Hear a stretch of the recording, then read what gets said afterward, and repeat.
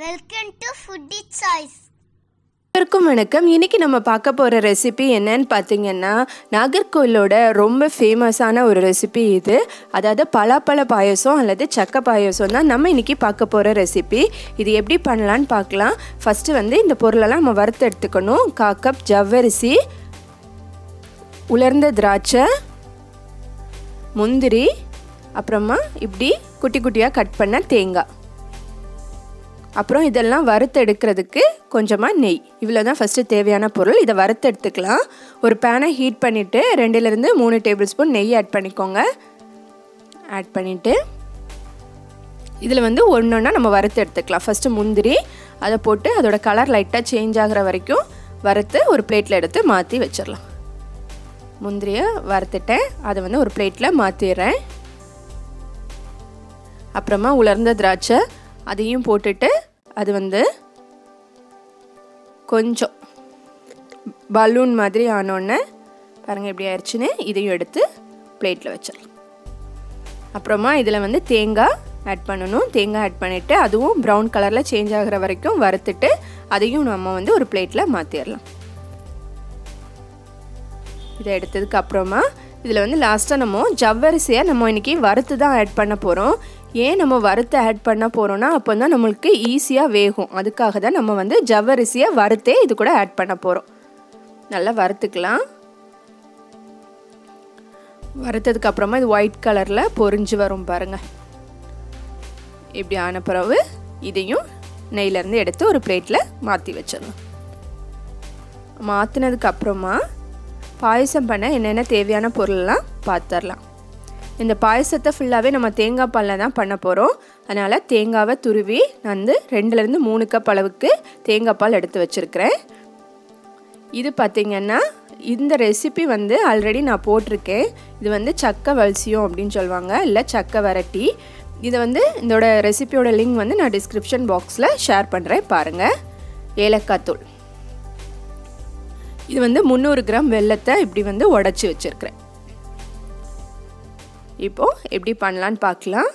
அதே பேனில் நம்ம பொருளெல்லாம் வறுத்தோம்ல, அதே பேனில் நான் வச்சுருக்கிறேன் இன்றைக்கி அந்த பலாப்பழ வரட்டி, அதாவது சக்கை வரட்டி 2லேருந்து ஒரு 1/4 கப் அளவுக்கு நீங்கள் மெஷர் பண்ணி போட்டுக்கலாம்.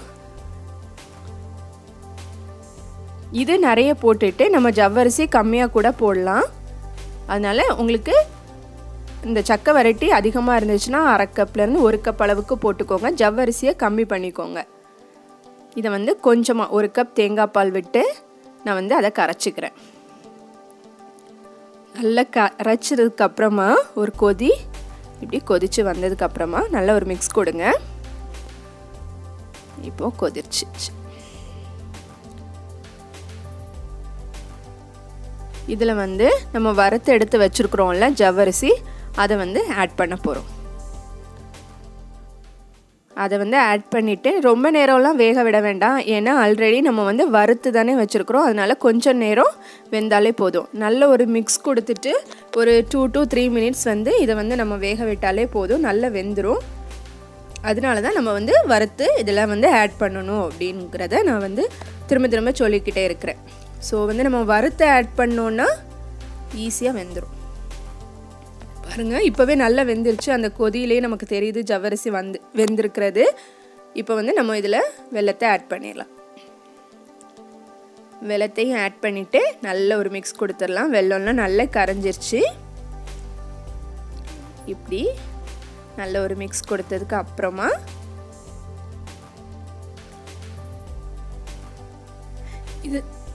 இந்த வெல்லத்தில் தூசியெல்லாம் இருக்காது. அதனால நான் அப்படியே ஆட் பண்ணிட்டேன். நீங்கள் தூசியெல்லாம் இருக்கும்னு நினச்சிங்கன்னா லைட்டாக கரைச்சி கூட நீங்கள் ஆட் பண்ணிக்கலாம்.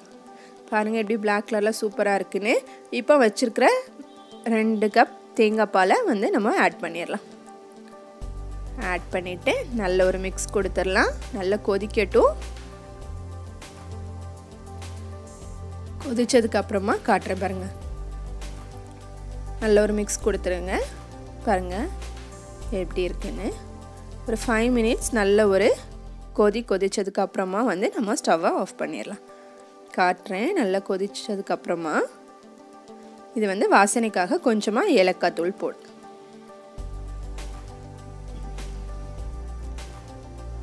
ஏலக்காய் தூளும் போட்டுட்டு நம்ம வந்து நல்ல ஒரு மிக்ஸ் கொடுத்துடலாம். மிக்ஸ் கொடுத்துட்டு கொதிக்கட்டும். ஒரு 3 to 5 மினிட்ஸ் கொதிச்சாலே போதும். அதோட கலர் வந்து நல்ல ப்ரௌன் கலரில் சேஞ்ச் ஆகி ரொம்ப டேஸ்ட்டாக இருக்கும் இந்த பாயசம். பாருங்கள் நல்லா கொதிச்சிருச்சு. இப்போ வந்து நம்ம ஸ்டவ்வை ஆஃப் பண்ணிவிட்டு நம்ம ஏற்கனவே முந்திரி, உலர்ந்த திராட்சை, தேங்காயெல்லாம் வறுத்து வச்சுருக்குறோம்ல, அதையும் இது கூட ஆட் பண்ண போகிறோம். பாருங்கள் நான் சொன்னலாம் கொதிச்சதுக்கப்புறமா நல்லா ப்ரௌன் கலரில் ஆயிரும்னு. எப்படி ஆயிடுச்சு பாருங்கள். இதில் வந்து நம்ம வறுத்து வச்சுருக்கிற நட்ஸ் எல்லாம் ஆட் பண்ணிடலாம். ஆட் பண்ணிவிட்டு ஒரு மிக்ஸ் கொடுத்துட வேண்டியதான். ஆறுனதுக்கப்புறமா கொஞ்சம் கட்டியாக இருக்குதுன்னு ஃபீல் பண்ணிங்கன்னா மறுபடியும் கொஞ்சம் தேங்காய் பால் ஆட் பண்ணிக்கலாம். அவ்வளோதான், சுவையான சக்கை பாயசம் ரெடி. நீங்களும் இந்த ரெசிபி கண்டிப்பாக ட்ரை பண்ணுங்கள். எப்படி இருந்ததுன்னு ஷேர் பண்ணுங்கள். இன்னொரு அட்டகாசமான ரெசிபியில் உங்களை மீண்டும் சந்திக்கிறேன். இது வரைக்கும் சேனலுக்கு சப்ஸ்கிரைப் பண்ணலைன்னா சப்ஸ்கிரைப் பண்ணுங்கள். Thank you. Thanks for watching Foodie Choice.